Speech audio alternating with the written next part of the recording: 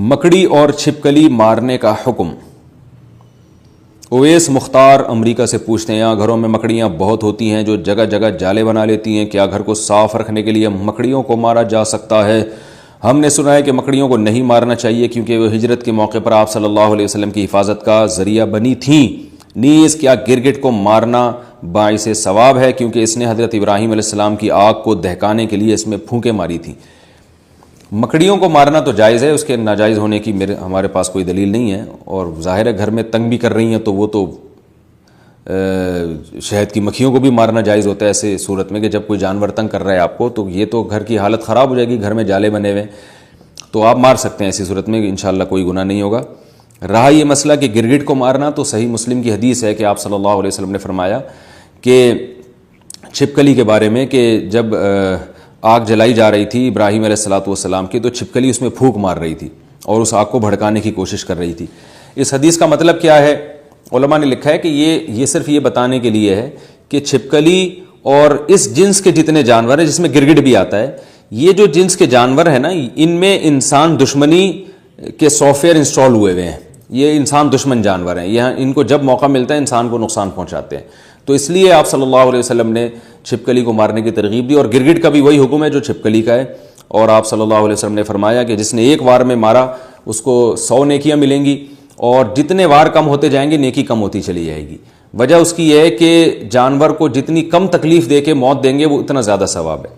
اب چھپکلی کہیں دیوار پر ہے، آپ نے ایک چپل ماری اور وہیں اس کا اسٹیکر بن گیا تو چھپکلی کو اس سے تکلیف نہیں ہوتی، سیکنڈوں میں اس کی جان نکل جاتی ہے، لیکن اگر آپ نے اس سے کھیلنا شروع کر دیا، پہلے اس کی دم کاٹی، اس کا آدھا گھنٹہ آپ نے دم کا تماشا دیکھا جیسے بچے کرتے ہیں چھپکلی اور گرگٹ کے ساتھ، پھر اس کو رسی میں گھما گھما کے مار رہے ہوتے ہیں، تو اس سے آپ کی نیکیاں کم ہوتی چلی جائیں گی، بلکہ جانور پہ ظلم کا گناہ بھی ہو سکتا ہے۔ تو اس لیے جانور کو مارنا چاہیے، ان جانوروں کو جو انسان کے لیے نقصان دیں، مگر مارنے کا وہ طریقہ اختیار کیا جائے جس میں جانور کو تکلیف کم سے کم ہو۔ سانپ، بچھو وغیرہ جانوروں کو مارنا ثواب ہے کیا؟ سنا ہے کہ سانپ، بچھو، چیل، کوا، چوہا ان کو دیکھتے ہی مار دینا چاہیے۔ اگر درخت پیڑ پر کوا بیٹھا ہو تو کیا اپنا کام چھوڑ کر اس کو مارنا چاہیے؟ اگر نہیں مارتے تو کیا گنہگار ہوں گے؟ محمد تسلیم اختر انڈیا سے۔ بھائی سانپ بچھو کا پتہ ہے آپ کو کہ محلے میں آ گیا اور آپ نے نہیں مارا تو کسی کو کاٹ لے گا، پھر تو سانپ بچھو کو قتل کرنا واجب ہے، کیونکہ نہیں ماریں گے تو وہ لوگوں کو مار دے گا، لوگوں کو ہلاک کر سکتا ہے۔ تو ایسی صورت میں تو لوگوں کو بچانے کے لیے آپ پر لازم ہے کہ سانپ بچھو کو ماریں۔ حدیث میں آتا ہے نماز کے دوران اگر سانپ دیکھو تو اسے قتل کر دو، یعنی نماز بھی آپ جاری نہیں رکھ سکتے بلکہ سانپ کو پہلے مارا جائے گا۔ باقی یہ کہ جنگلوں میں جا کے بلا وجہ سانپوں کے پیچھے پڑ کے مارنا اور بچھوؤں کو تلاش کر کے مارنا یہ لازم نہیں ہے آپ کے اوپر۔ اور چوہے کو دیکھتے ہی مار دینا چاہیے۔ چوہا جو ہے نا اگر دیکھتے ہی مار دینا تو بس مار دیں چوہے کو اگر آپ کو تکلیف پہنچا رہا ہے، باقی دیکھتے ہی مار دینا واجب نہیں ہے۔ تو اب مجھے نہیں پتہ چوہے نے آپ کے ساتھ کیا ایسا سلوک کیا کہ آپ اس کو دیکھتے ہی مارنے کے جو ہے پیچھے پڑے ہوئے ہیں۔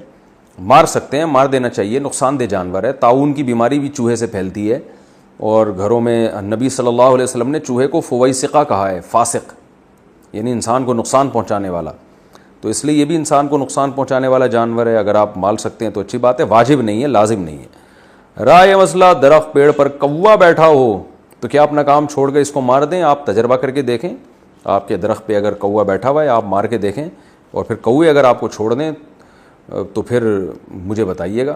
اور کیونکہ آپ جب ایک کوا ماریں گے تو پھر آپ نے کوے کو ایک دفعہ مارا تو کوے آپ کو کم از کم 25 دفعہ ماریں گے، یہ ذہن میں رکھیے گا۔ کووں کے بارے میں یہ رپورٹ ہے۔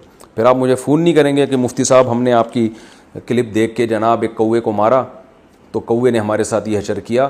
تو کووں کو اپنے حال پہ چھوڑ دیں۔ کوا بہت چالاک جانور ہے، میں نے بہت تجربے کیے ہیں، لوگوں کے ذہنی زندگیوں میں دیکھے ہیں کہ ایک کوا انہوں نے مارا ہے، پھر اس درخت کے نیچے 6 مہینے تک ان کے لیے گزرنا محال ہو گیا۔ جب بھی گزرتے تھے کوے کی پوری فوج آ کے ان پہ فضائی حملے کرتی تھی۔ تو کوے سے جو ہے نا ایئر اٹیک کرتا ہے، بڑا خطرناک، کووں سے پنگا نہ لیں۔ اور کوے کسی کو کچھ کہہ بھی نہیں رہا، وہ اپنا آرام سے ہنسی خوشی زندگی گزار رہا ہے۔ یہ چوہے تو کچھ کہہ رہے ہیں نا، نقصان پہنچاتے ہیں، اسی طرح سانپ بچھو بھی نقصان پہنچاتے ہیں۔ چیل جو ہے وہ بھی اگر نقصان پہنچا رہی ہے تو اس کو مار دینا چاہیے۔ نقصان کیسے پہنچاتی ہے؟ آپ کہیں گوشت لے کے جا رہے ہیں، وہ چھین کے بھاگ جاتی ہے، اس طرح سے حرکتیں کرتی رہتی ہے. بلا وجہ چیلوں کے پیچھے نہ پڑیں، نقصان پہنچا